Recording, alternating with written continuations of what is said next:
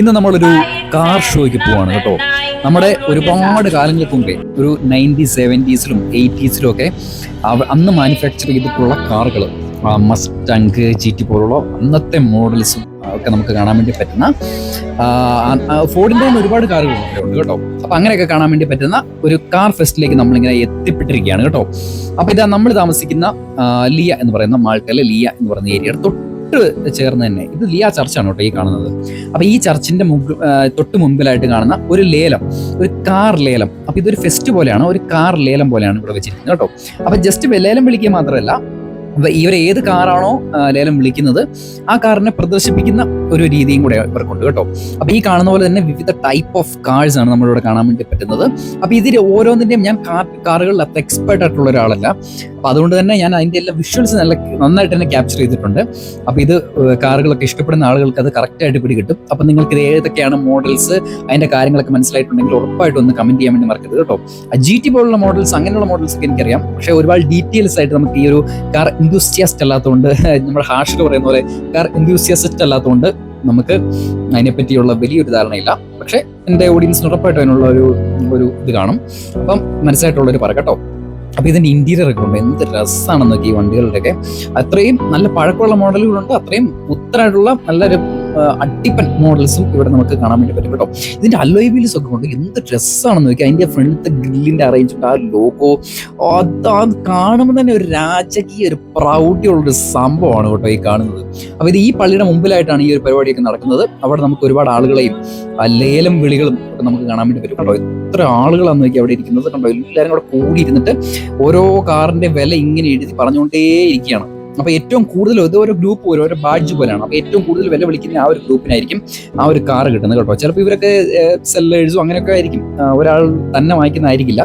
ഒരു group of people വാങ്ങിച്ചിട്ട് അവരത് വീണ്ടും വിറ്റിട്ട് അതിന്റെ ഷെയർ എടുക്കുന്ന അങ്ങനത്തെ ടൈപ്പ് ഓഫ് ബിസിനസ് ഒക്കെ ആയിരിക്കും കേട്ടോ ഇവർ ചെയ്യുന്നത്. എന്താണെങ്കിലും ഇങ്ങനെ നമുക്കൊക്കെ നടന്നു പോകുമ്പോൾ ഇങ്ങനെ കാണാൻ പറ്റുന്ന രീതിക്ക് എല്ലാ വണ്ടികളും ഇങ്ങനെ വഴി നമുക്ക് കാണാൻ വേണ്ടി പറ്റും കേട്ടോ.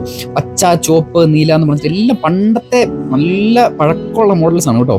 അതിന്റെ പെയിന്റിങ്സും ബാക്കി കാര്യം ഇന്റീരിയറും ഒക്കെ നല്ല പക്കയാക്കി പുതിയ മോഡൽ പോലെ വെച്ചിരിക്കുകയാണ് കേട്ടോ. ഇതിന് ഇന്റീരിയർ ഒക്കെ ഉണ്ടോ, ഇത് നമ്മുടെ ഈ എന്താ പറയാ, നമ്മുടെ ഫാസ്റ്റ് ആൻഡ് ഫ്യൂരിയസിനകത്തൊക്കെ വരുന്ന പോലെ അടിപൊളിയായിട്ടൊരു വണ്ടി കേട്ടോ. ഇത് ഞാനിവിടെ കണ്ട വ്യത്യസ്തമായിട്ടൊരു വണ്ടിയാണ് കേട്ടോ. ഇതൊരു ട്രക്ക് മോഡൽ വണ്ടിയാണ്, പക്ഷെ ഇതിന് എഞ്ചിൻ ഫ്രണ്ടിലത്തെ അതിന്റെ എഞ്ചിൻ ബേസ് ഉണ്ടല്ലോ, അപ്പൊ അതിന്റെ കവറില്ല, അപ്പൊ ഇതിനെ കട്ട് ചെയ്തിരിക്കുകയാണ്. അപ്പൊ അതിന്റെ രസമാണെന്ന് അറിയാം ഇത് കാണാനായിട്ട്. ആ പെയിന്റ് കണ്ടോ, അതിന്റെ ആ ഒരു പെയിന്റിന്റെ ആ ഒരു തിളക്കം കണ്ടോ നിങ്ങൾ, എന്ത് രസമാണെന്ന് നോക്കി. അതിന്റെ ബാക്കിലെ ആ ഒരു ഡിസൈനിങ്ങും അതിന്റെ ടയറിന്റെ അറേഞ്ച്മെന്റും. ഇപ്പൊ ഇതൊക്കെ റൂട്ടിൽ കൂടെ പോവാണെങ്കിലും ഉണ്ടല്ലോ, ഒന്ന് മിന്നും, അത് നമ്മളിന്ന് എടുത്തുകൊണ്ട് പോവാണെങ്കിൽ എല്ലാവരും നമ്മളെ നോക്കും. അങ്ങനത്തെ ഒരു വണ്ടിയാണ് കേട്ടോ ഇത്. അപ്പൊ ഇതിന്റെ ആ ഒരു സ്റ്റിയറിംഗും അതിന്റെ പെഡൽസും രീതികളൊക്കെ ഉണ്ട്. ഇന്റീരിയർ ഒക്കെ എന്നോ രസമാണെന്ന് അറിയോ.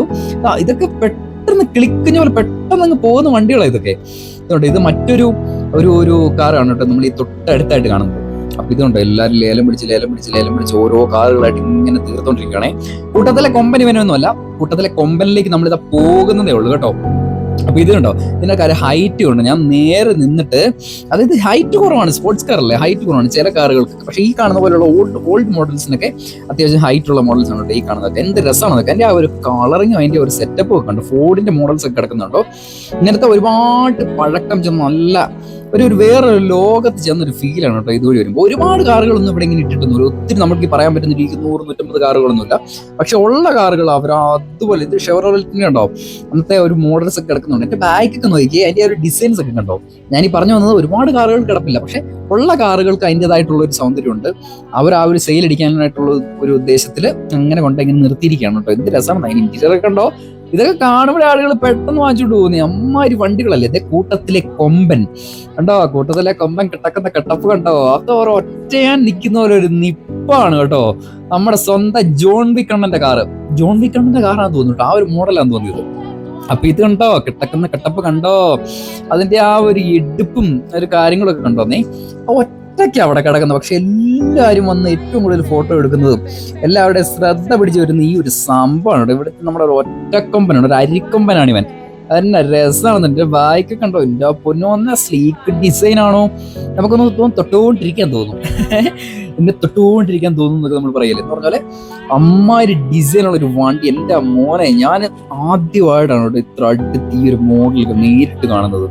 എന്ത് രസമാണോ. എത്ര നേരം വേണമെങ്കിലും നമുക്ക് നോക്കിക്കൊണ്ടിരിക്കാൻ പറ്റും. അപ്പം നമ്മളിത് അവിടുന്ന് അങ്ങനെ കുറച്ച് മുന്നിലേക്ക് വന്നിട്ടുണ്ട്. നമ്മൾ വീണ്ടും ആ ഒരു GT മുമ്പിലേക്ക് നമ്മൾ എത്തിയിരിക്കുകയാണ്. എന്നാ പാവമുള്ള ഒരു വണ്ടിയാണല്ലേ. നമുക്കിതൊക്കെ ഞാനിങ്ങനെ ഇവിടെ നിൽക്കുമ്പോൾ ചിന്തിക്കുന്നത് എന്നായിരിക്കും നമുക്കിതൊക്കെ ഓടിക്കാനുള്ള ഒരു ചാൻസ് കിട്ടുന്നതെന്നാണ്. എന്തെങ്കിലുമൊക്കെ ഒരു ഗ്രേസിന്റെ പുറത്ത് നമുക്ക് എന്തെങ്കിലുമൊക്കെ കിട്ടുമായിരിക്കാം എന്നാണ് ഒരു പ്രതീക്ഷയിലാണ് കേട്ടോ ഞാൻ ഇരിക്കുന്നത്. എനിക്ക് മാത്രമല്ല എൻ്റെ ഓഡിയൻസിന് എല്ലാവർക്കും, നമ്മുടെ വീഡിയോ കാണുന്നവർക്കാണെങ്കിലും എല്ലാവർക്കും. അപ്പോഴത്തേക്കും ഞാനിങ്ങനെ വീഡിയോ ഇങ്ങനെ ഷൂട്ട് ചെയ്യുന്നുണ്ട്. കുറച്ച് പേരൊക്കെ എൻ്റെ വീഡിയോ ഒക്കെ പോസ്റ്റ് ചെയ്തിട്ടുണ്ട് കേട്ടോ. അപ്പോൾ അവരോട് ഞാനിങ്ങനെ പറഞ്ഞു നമ്മുടെ ചാനലിൽ ഇങ്ങനെ വരും, അപ്പോൾ പോസ്റ്റ് ചെയ്യുന്നുണ്ടെന്നൊക്കെ പറഞ്ഞിട്ടുണ്ട് കേട്ടോ. അപ്പോൾ ഇതാ നമ്മുടെ ഒറ്റയാൻ ഇങ്ങനെ അങ്ങനെ അങ്ങ് കിടക്കാണ് കേട്ടോ. ഈ പള്ളിയുടെ മുമ്പിലായിട്ടാണ് ഞാൻ പറഞ്ഞ പരിപാടി. അപ്പോൾ അവർക്ക് ഫുഡ് കൊടുക്കാറായി കേട്ടോ. അവരുടെ ലേലം കഴിഞ്ഞിട്ട് അവർക്ക് ഫുഡും കാര്യങ്ങളൊക്കെ കൊടുക്കാറായി. എല്ലാ കാറുകളും സെയിൽ അടിച്ചെന്നാണ് എനിക്ക് തോന്നുന്നത്. അപ്പോൾ ഏറെക്കുറെ അവിടുത്തെ കാര്യങ്ങളൊക്കെ തീരുമാനമായിട്ടുണ്ട്. അപ്പോഴത്തേക്കും നമുക്ക് നേരെ വീട്ടിലേക്ക് തിരിച്ചു പോകാം കേട്ടോ. അപ്പോൾ ഇന്നത്തെ വല്ലാത്തൊരു കാഴ്ചയായിരുന്നു കേട്ടോ. എല്ലാ ദിവസവും നമ്മൾ പോകുന്ന പോലെ പുറത്തേക്ക് പോകുന്ന പോലെയല്ല, വളരെ വെറൈറ്റി ആയിട്ടുള്ള കുറേ കാഴ്ചകളായിരുന്നു. പഴയ കുറേ വണ്ടികൾ, അതിൻ്റെ ഒരു ലോകമായിരുന്നു കേട്ടോ നമ്മളിത് കണ്ടത്. അപ്പോൾ നമുക്ക് ഇതുപോലുള്ളൊരു വെറൈറ്റി ആയിട്ടുള്ള വീഡിയോ ആയിട്ട് നമുക്ക് മറ്റു വീഡിയോ കാണാം. അതുവരേക്കും ബൈ.